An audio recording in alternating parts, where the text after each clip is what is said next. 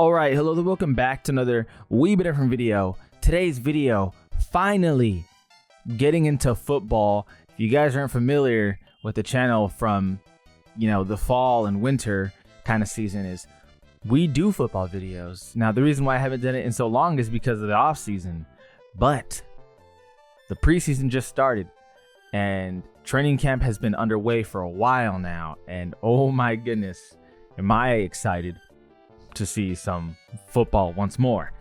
And with that being said, we got to do a 2024-2025 NFL QB tier list, because last year I believe we did that, and if I didn't, then I did it in another position or something. But definitely we got to do it with quarterbacks, because new season, want to have our tier list out now before some players make certain splashes or other players don't make splashes. I would like to have my name on record. But even with that much being said, I'm going to keep it a buck. So if we look at the tier list, you see S, A, B, C, D. And on the way bottom, you see rookie, parenthesis, will see. The reason why I don't have these rookies individually listed out is for a variety of reasons. One, some of them won't start. Well, who we do know will start is Caleb Williams. And probably Jaden Daniels, maybe. And probably Drake May.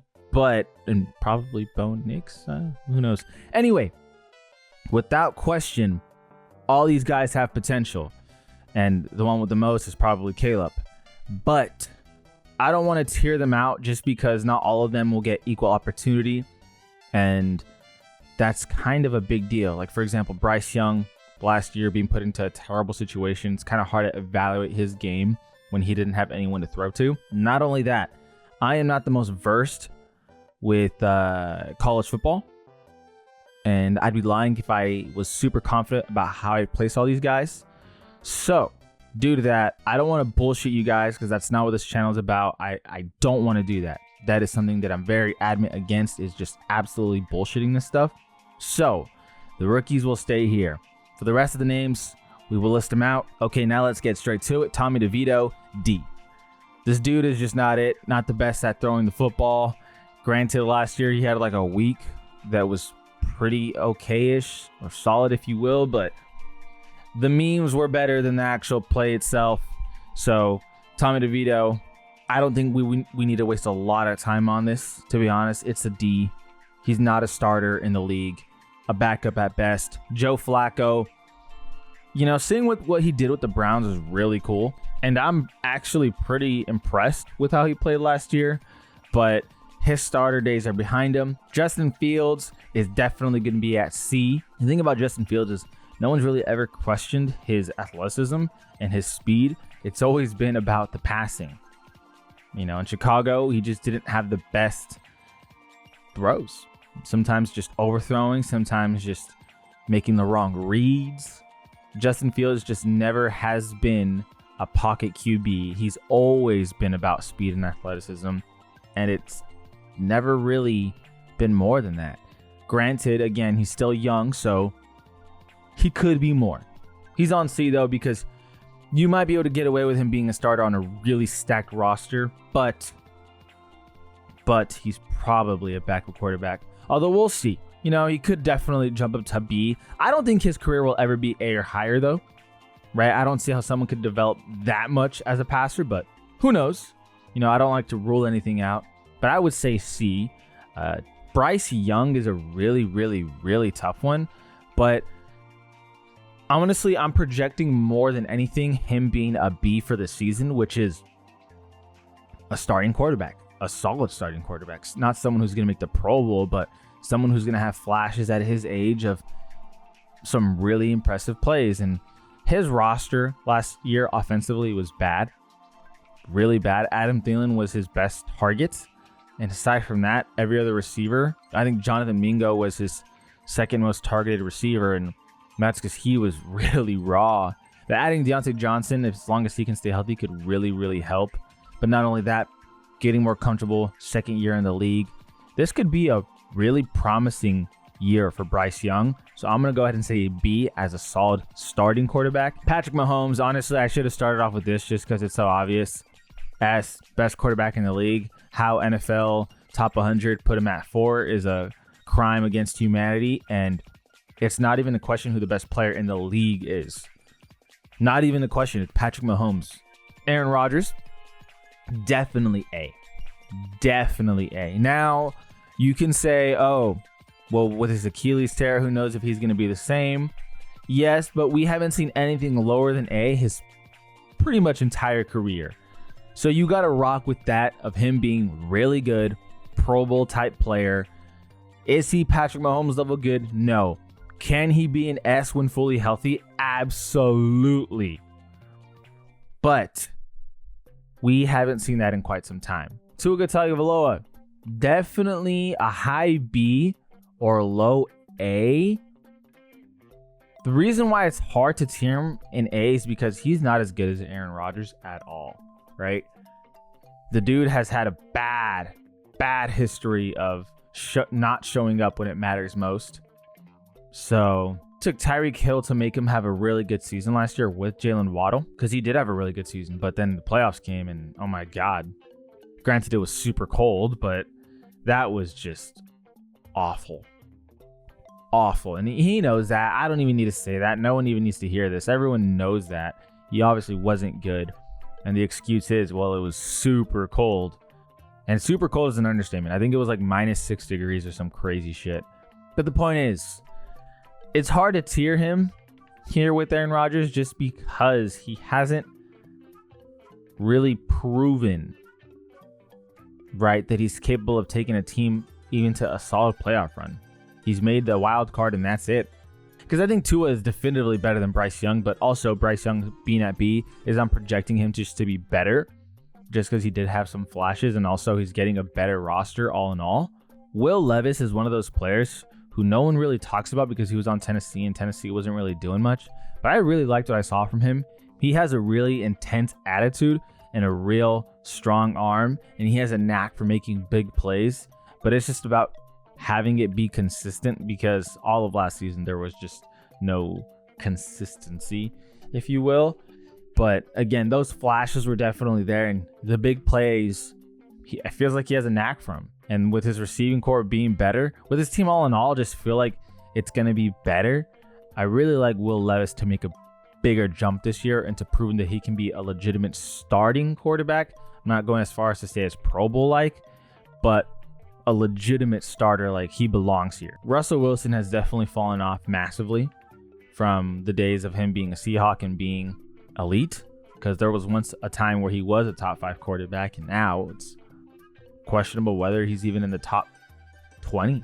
It's rough being a Russell Wilson fan, but I do think he can still be a starter, right? Not like a Will Levis, Bryce Young, Tua type of guy, but a passable starter on a really good roster. And the Steelers haven't had a good QB in years, because even Big Ben in the end of his career was really just not good. So the Steelers haven't had a good QB in years, but they've always managed to compete through and through, because Mike Tomlin, no matter what his roster looks like, the dude is just always in contention. I had a video about it last year talking about it. There was this NFL.com power ranking, and the Steelers are like 26 or 27, and I just told my entire viewers, whoever was watching, there's no way Steelers are that bad. They're always in contention. They're so good at competing against any team. They can lose to anyone, but they can beat anyone, and that's just what the Steelers do. They compete through and through. Russell Wilson, though, definitely at C, just not the same player. Kyler Murray is definitely A. I don't want to hear anyone say B or lower. I do think he's better than Tua Tagovailoa. The reason why is because his scrambling ability is top 2, right? I think it's up there with Lamar, and people forget about it just because he was hurt for a while and then his team was really bad. But this dude can run circles around D linemen and linebackers. If you don't know what I'm talking about, there's so many highlights. It's unreal. This guy is unreal, and he has progressed as a passer. I think we just need to surround him with some really strong pieces. If you really think about it, these guys were, 10-0 or 11-0? Whatever the hell it was. Maybe it was 9-0 or something like that.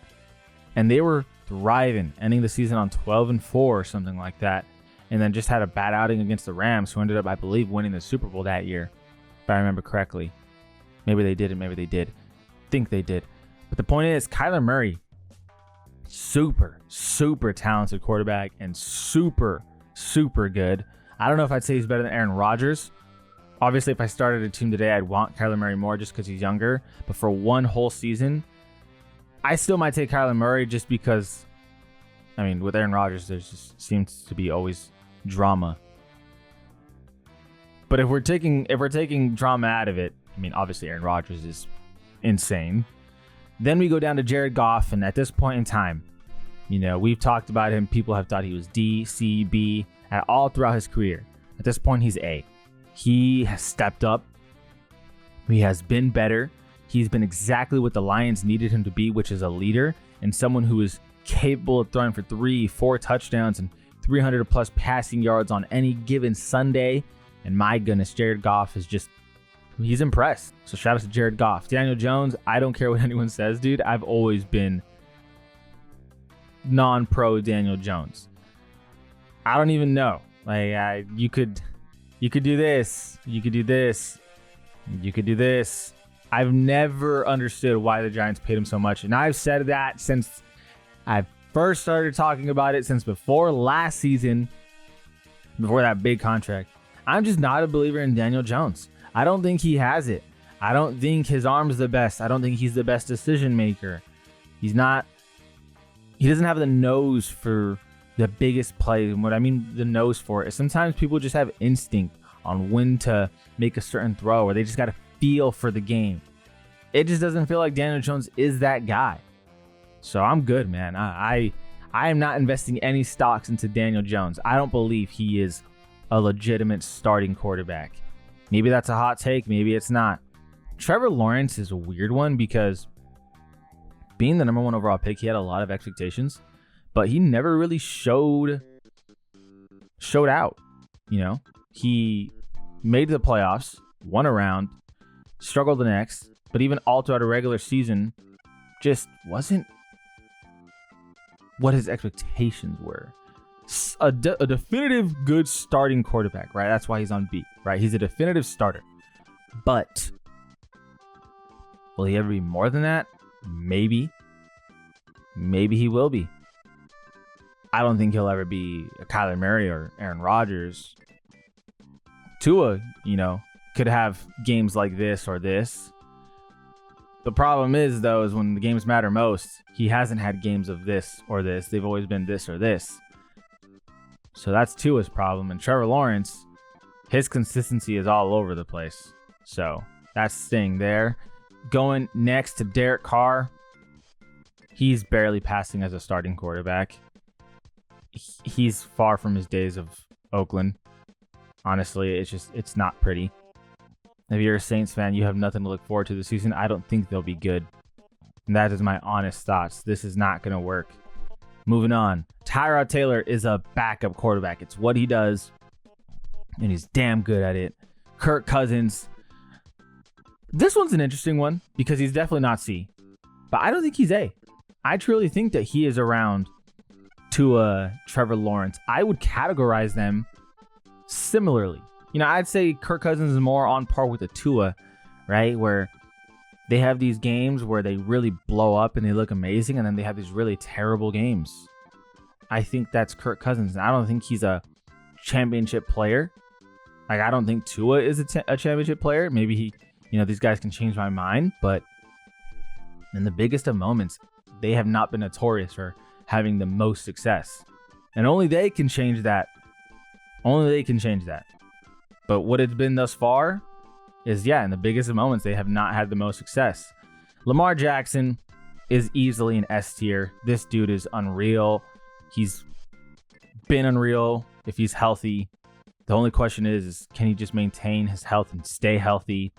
But my God, he is an ultimate highlight reel, and he's improved so much as a passer. It's crazy. Baltimore, man. Any given year, it feels like they can win it. They're capable of winning it. It's just the question is when. Really, seriously. Like, will Lamar bring it home? He's definitely an S, though. Not a question. Jordan Love. I don't think he's an A. I don't like how much they paid him. I'm not a Packers fan, so it doesn't bother me. But I'm not high on Jordan Love at all. He has games, right, where, again, he can blow up. But I feel like more often than not, that's just not the guy who he is. He is just a starting level quarterback who I feel like got hot towards that end of the season. And head coach did a hell of a job. And defense kind of tightened up. But I don't know. I don't see the vision paying him so much goddamn money. And I think it'll bite him in the ass. Similar how the Giants got bit in the ass with Daniel Jones, and they're forced to rock with him because they're paying him so much goddamn money. But maybe Jordan Love will prove me wrong. Do I think that? No, I'm not a believer in this Packers team at all with him leading the cavalry.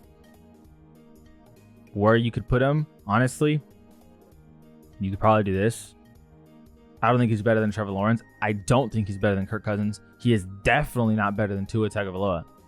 Definitely not, because Tua is, again, Tua has games like this pretty frequently, but he also has games like this when they matter most. So that's why Tua's in B, and it's going to take a lot to pass on Tua. Jared Goff, Kyler Murray, and Aaron Rodgers have, just because they've proven that they can win a lot more consistently. Jared Goff going to the conference finals. Kyler Murray not having a great team surrounding him, but he's still able to put up some really good numbers. And Aaron Rodgers is just, yeah, we don't need to talk about Aaron Rodgers anymore. Brock Purdy.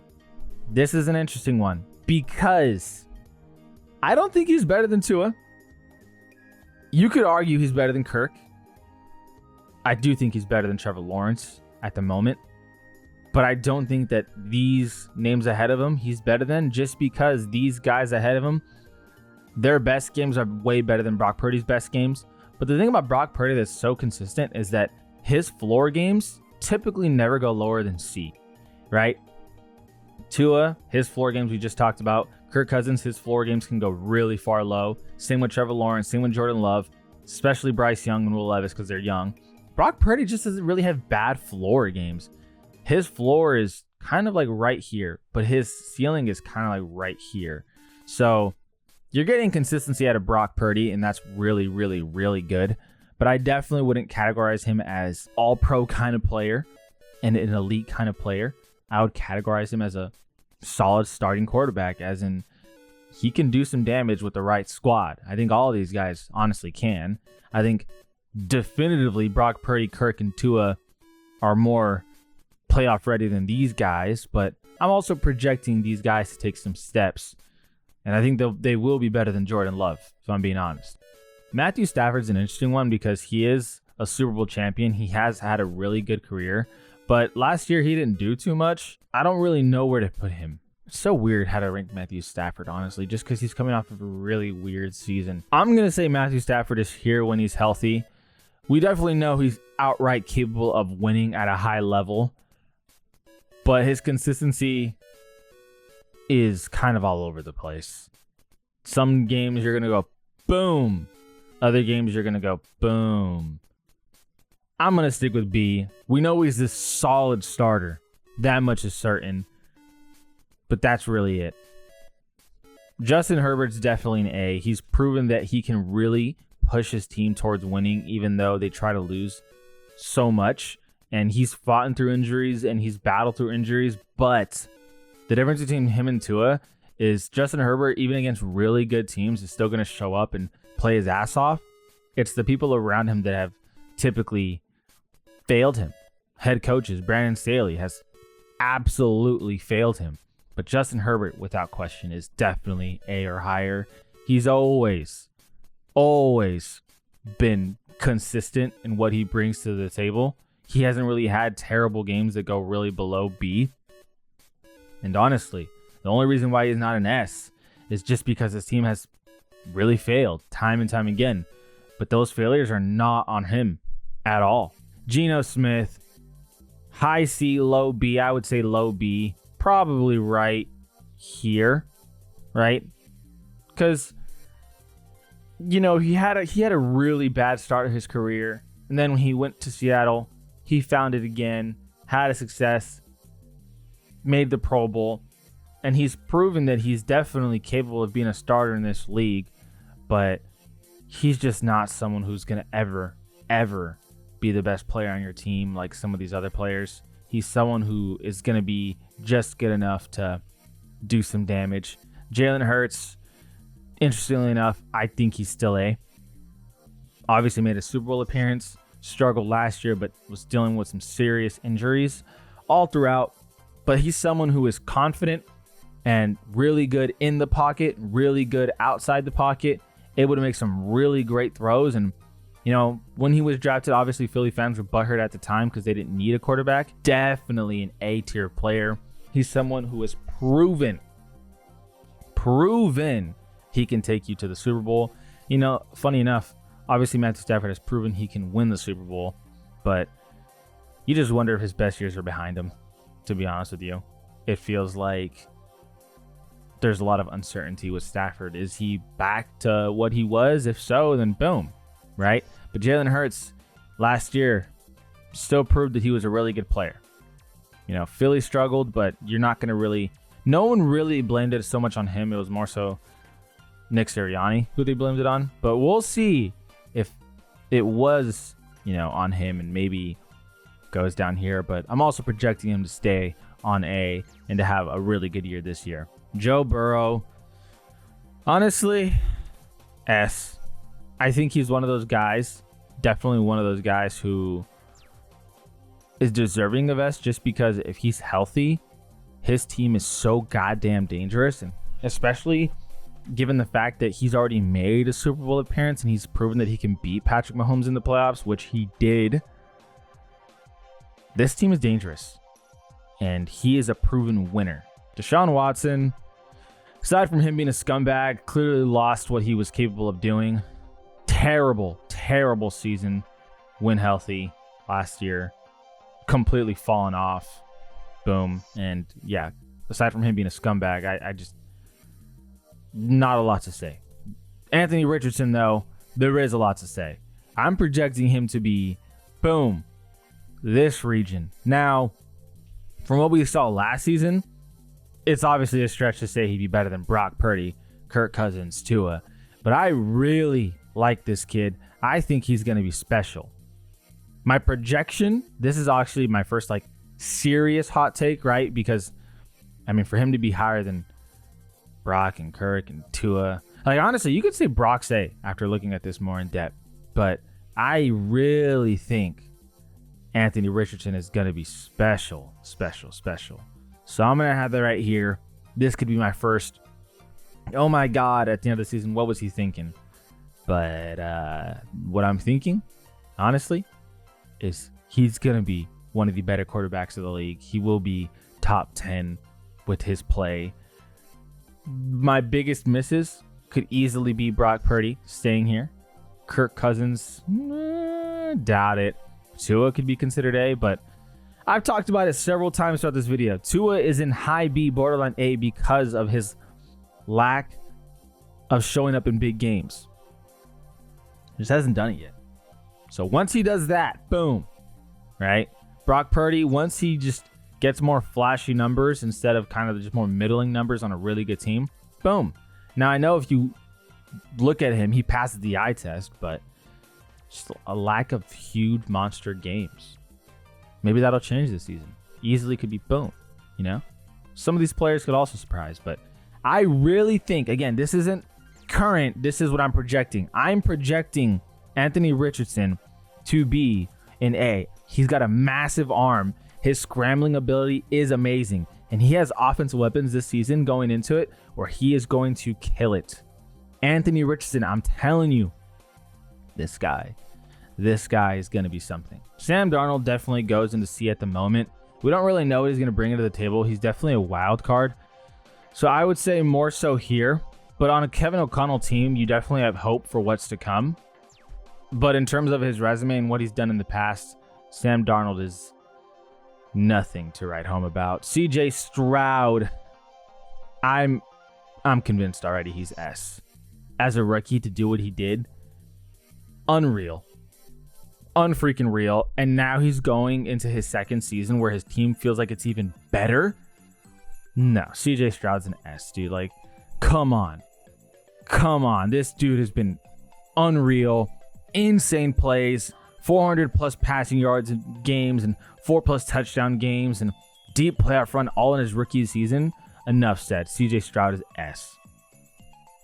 Josh Allen, some people want to say that he could be A, but through and through, this dude still makes solid playoff runs time and time again. He's still an S. Josh Allen is an S tier quarterback. No ifs, ands, or buts about it. In my opinion, his biggest drawback is turnovers. If he ever cleaned up on that, this would not even be debatable. But it is because of his turnovers. But time and time again, no matter what, his team's always within winning reach. Dak Prescott is one of those players who frustrates me because Cowboys haven't done jack shit in the playoffs. And honestly, he's a really good starting quarterback, but he is not he's not all pro level. Right? I think these guys are all capable of being all pros, not Dak. Reason being, he has not had a knack for winning in the brightest of moments. That's a lot of these B tier problem. The only exceptions are Matthew Stafford, really, where he's proven it, but health is a concern and we don't really know what he's going to look like. Brock Purdy, well, his entire team is so good, he hasn't had to do too much. But everyone else really struggled against the big teams, the big bad dogs, or they're just too young like some of these guys. But B tier is definitely an interesting tier because the narrative can change drastically on these guys. Drastically. Baker Mayfield, though, talking about him as a last name, easily B tier or higher. I would say, boom. That's where I place Baker Mayfield. He's proven himself to be a starter in this league. Now, before I say goodbye, for those of you skipping to the end and want to see the rankings, this is a projection. It is not what he has done in the past. This is simply me saying I think this season he will prove to be an A tier or higher quarterback, someone who is worthy of being an all-pro. I'm calling it right now. His arm alone has insane talent. Then you add his legs into the freaking mix. I'm telling you, Anthony Richardson is a problem. Colts fans know it. Some other people might not know it because, again, he got hurt so early. But he is going to be a problem. I'm staking my name on this one. Let me know what you guys think. What would you change? I can tell you right now, some people would change Brock Purdy going to A, Dak maybe going to A. But really, A tier and S tier are the tiers where you really have someone who you can count on this season to be great. Brock Purdy, yeah, you can count on him to be good, but I don't think he's been great per se, just because his entire team has been so good. His weapons have been so good. The rushing game has been so good. The defense has been so good to where he hasn't had many opportunities to be quote unquote great like some of these other guys where they just have to carry in a game. Really good game manager. Trevor Lawrence, inconsistent. Baker Mayfield is obviously his potential is not high as some of these other guys, but his work ethic has clearly paid off. A lot of these guys, they could easily change the narrative going to this season, but safe to say that I would have him at B for now. Tua's fringing on A. He just got to win against big-time teams. But, yeah, this is my list. Let me know what you guys think. What would you change? As always, I greatly appreciate you guys for watching. This is Ollie Been Different. We've been different. And we out.